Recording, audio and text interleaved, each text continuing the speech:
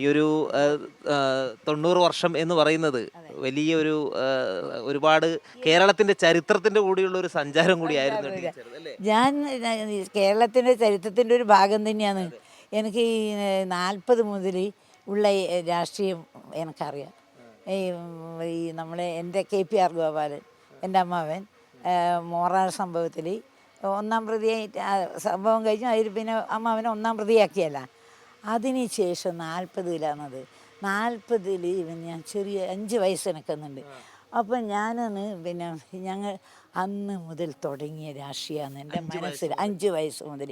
പക്ഷേ അതെന്താ ഇങ്ങനെ മനസ്സിൽ ഓർമ്മിക്കാൻ കാരണം എന്ന് വെച്ചാൽ ഈ അമ്മാവനായി ഒന്നാം പ്രതിയാക്കി ഇവർ KPR ഗോപാലൻ, വിഷ്ണുഭാരതി, കുറേ ആളുണ്ട് സഖാക്കൾ. അവരെല്ലാം ഇപ്പം മരിച്ചു കഴിഞ്ഞു മുഴുവൻ ആളും തന്നെ. അപ്പോൾ അങ്ങനെ എല്ലാ സഖാക്കളും പിന്നെ അങ്ങനെയായിട്ട് ഈ അമ്മാവിനെയും വേറെ എത്ര പേരെയാണ് പിന്നെ അതായി 5-ാം പീടികയിൽ കാണാനല്ല രക്തസാക്ഷി സ്മാരകം പിന്നെ അങ്ങനെ ഇവർ കുറച്ച് പേരെ തൂക്കലേറ്റാൻ വിധിച്ചു അമ്മാവനാ. അപ്പോൾ അമ്മാവനെ തൂക്കാൻ വിധിച്ചിട്ട് അമ്മാവനെ പിടി കിട്ടുന്നവരെ ഈ സംഭവം ഈ മോറാർ സംഭവം കഴിഞ്ഞിട്ട് ഒരു വലിയ മീറ്റിംഗ് ചേരാൻ പാടില്ല എന്ന് പറഞ്ഞതിൻ്റെ പേരിലാണ് ഇത് സംഘർഷം ഉണ്ടായത്. അങ്ങനെ അമ്മാവൻ ആ മീറ്റിങ്ങിൽ പിന്നെ വളപട്ടണം പോലീസ് SI കുട്ടിക്കൃഷ്ണൻ എന്നാണ് തോന്നുന്നു പേര്. അങ്ങനെ അയാളെ നേതൃത്വത്തിൽ പോലീസും വന്ന് ഇവരെ തടസ്സപ്പെടുത്താൻ നോക്കി, നടത്താൻ പാടില്ലാന്ന്. പക്ഷെ ഇവർ നല്ല ചെറുപ്പക്കാർ കമ്മ്യൂണിസ്റ്റുകാർ ഞങ്ങൾ ആദ്യം കീച്ചേരി വെച്ചതാണ്. അതാണ് പിന്നെ അത് മൂറാറിലേക്ക് കൊണ്ടുവന്നത് 5-ാം പടിയിൽ. അങ്ങനെ അവിടെ വെച്ചിട്ട് നടത്തി.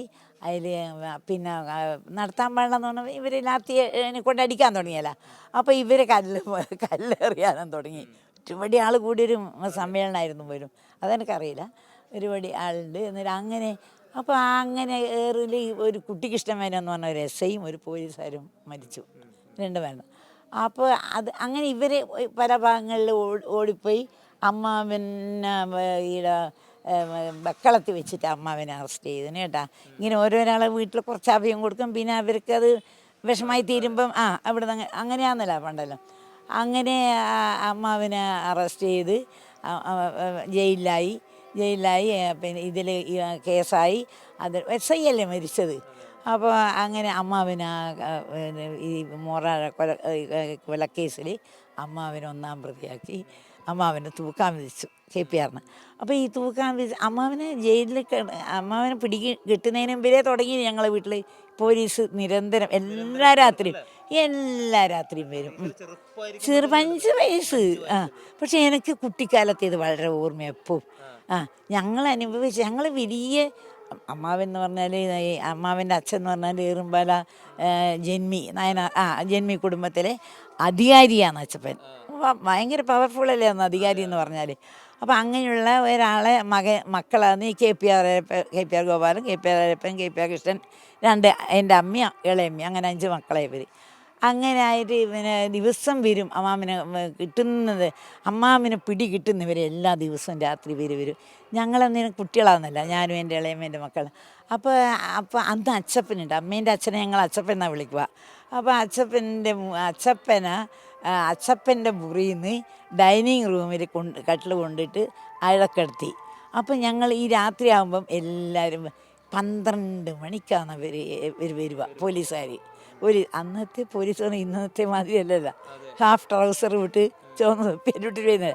അവരെ കാണുമ്പോൾ തന്നെ കുട്ടിക്കാലം പേടിയാവില്ല. അങ്ങനെ ആ ഒരു ഘട്ടം എന്ന് പറഞ്ഞാൽ എല്ലാ ദിവസവും രാത്രി ഒരു 12 മണിക്ക് വരുമെന്ന് പെങ്ങളെ എന്നാണ് വിളിക്കുക. എൻ്റെ അമ്മയാണ് നല്ല ഉഷാറ്. അമ്മ വാതിൽ തുറന്നു കൊടുക്കുകയെല്ലാം ചെയ്യും. രാത്രി 12 മണിക്കല്ലേ വരുക. അപ്പം എല്ലാവരും ഉറങ്ങി എണീറ്റ് ഞങ്ങളെല്ലാം മുട്ടി വിളിക്കും അമ്മ, ഇങ്ങനെ പേടിക്കണ്ടെന്ന് വെച്ചിട്ട്.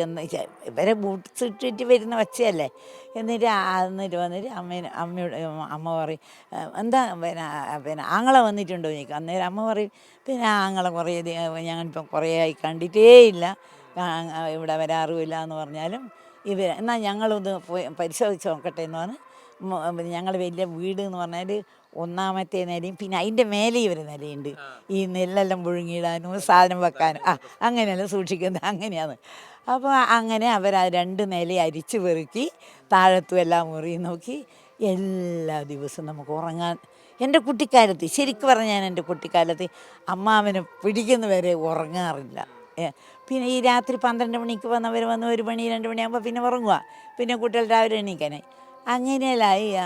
അതുകൊണ്ട് എനിക്ക് ഈ കുട്ടിക്കാലം പിന്നെ അമ്മാവനെ തൂക്കാൻ വിധിച്ചു. പിന്നെ അത് ഗാന്ധിജി ഇടപെട്ട് അത് അങ്ങനെ അതിന് വേറെ വശം അങ്ങനെ ഇത് തൂക്ക് ഈ ചെറുപ്പത്തിലേ ഈ രാഷ്ട്രീയം കണ്ട് വളർന്നത് കൊണ്ട് വളർന്നൊരു പിന്നെ സഖാവിന്റെ കൂടെ ചേരുന്ന സമയത്തും അതിനെനിക്കൊരു പ്രയാസം ഉണ്ടായില്ല. എന്നോട് എത്രയോ ഞാൻ തിരുവനന്തപുരത്ത് പോയ സമയത്ത് പത്രക്കാർ വരുമല്ലോ നിങ്ങളെ പേര്, അപ്പോൾ പത്രക്കാർ വന്നിട്ട് എന്നോട് ചോദിക്കുക, ടീച്ചർ എങ്ങനെ ഒരു രാഷ്ട്രീയക്കാരനെ കല്യാണം കഴിച്ച്? ഞാനൊരു രാഷ്ട്രീയ കുടുംബത്തിൽ ജനിച്ചതാണ്, എനിക്കൊരു വഴിയില്ല രാഷ്ട്രീയക്കാരനെ കല്യാണം കഴിക്കാൻ, എനിക്കൊരു വിഷമം ഉണ്ടായിട്ടില്ല. അതുപോലെ അപ്പം അങ്ങനെ വളർന്നുകൊണ്ട് ആ ഒരു മനസ്സ് എപ്പോഴും ആ പോലീസ് പിന്നെ അത് കഴിഞ്ഞ് 48-ൽ അമ്മാവനെ പിന്നെ തൂക്കാൻ വിധിച്ച് ഇത് ഗാന്ധിജി ഇടപെട്ടിട്ട് അത് മാറ്റി. അങ്ങനെ പിന്നെ എന്താണെന്ന് വെച്ചാൽ പിന്നെ പിന്നെ ജയിലിൽ നിന്ന് വിട്ടതിന് ശേഷം വീണ്ടും 48-ലെ ലഹള അതിൽ അമ്മാവൻ 1-ാം പ്രതി. അയ്യോ ഞാൻ പറഞ്ഞു ഇങ്ങനെ ഈ അമ്മാവിൻ്റെ രാഷ്ട്രീയം കൊണ്ട് ഞങ്ങൾക്ക് കുട്ടികൾക്കാ ശരിക്കും വിഷമം. നമ്മൾ ഒരു ദിവസം ഞാൻ ഉച്ചക്കൂണ് കഴിക്കാൻ വരുമ്പം ചോറില്ല എന്ന് പറഞ്ഞാൽ എന്താണെന്ന് വെച്ചാൽ അമ്മാവനെ പിടിക്കാൻ കിട്ടാത്തതുകൊണ്ട് ജപ്തി ചെയ്യുക സാധനങ്ങൾ, വീട്ടിൽ വന്നൊരു സാധനങ്ങൾ ജപ്തി ചെയ്യുക. എല്ലാ സാധനങ്ങളും കെട്ടിവെച്ച് അന്ന് കൊണ്ടുപോകാൻ പറ്റാത്തതുകൊണ്ട് എല്ലാം കെട്ടിവെച്ച്. അപ്പോൾ അരി അടുപ്പത്തിട്ട് അരി വെന്തിട്ട് അത് ചോറ് വാർക്കേണ്ട കഞ്ഞിക്കലമില്ല, നമ്മൾ ചെമ്പിൻ്റെ കഞ്ഞിക്കലല്ല. അങ്ങനെ അതുകൊണ്ട് നമുക്ക് ഉച്ചക്ക് വരുമ്പോൾ അമ്മയും എൻ്റെ അമ്മമ്മയും ഞങ്ങൾ കുട്ടികൾ ഇങ്ങനെ ഇരിക്കുന്നു. അപ്പോൾ എന്താ ഇത് അവർക്ക് ഇങ്ങനെ ഇത് കൊണ്ടുപോയ വിഷമം. ഈ അടുപ്പത്തിട്ട് അരി വാർക്കാൻ കഴിയാണ്ട് അതായത് കുട്ടികൾ ഉച്ചക്ക് ഉണ്ണാൻ വരുമ്പം ഭക്ഷണമില്ല എന്നുള്ള സംഘത്തിൽ എല്ലാവരും ഇരിക്കുന്നു. ഇപ്പോഴേക്കാണ് ഞങ്ങൾ വന്നത്. നമ്മളും വന്ന് ഒന്നുമില്ല, ഞങ്ങൾ വെള്ളം കുടിച്ച് ഞങ്ങൾ പോയി. അങ്ങനെ ഈ അമ്മാവന്മാരെ രാഷ്ട്രീയം കൊണ്ട് എപ്പോഴും 48 കഴിഞ്ഞ് ഇവരൊരു 52 അല്ലേ എല്ലാവരും പുറത്ത് 50-51 ആ കാലഘട്ടത്തിലല്ലേ പിന്നെ എല്ലാവരും നമ്മളെ സഖാവെല്ലാം പിന്നെ ഒളിവോടെ വിളിവാന്ന് ജയിലിൽ കിടന്നിട്ടില്ല.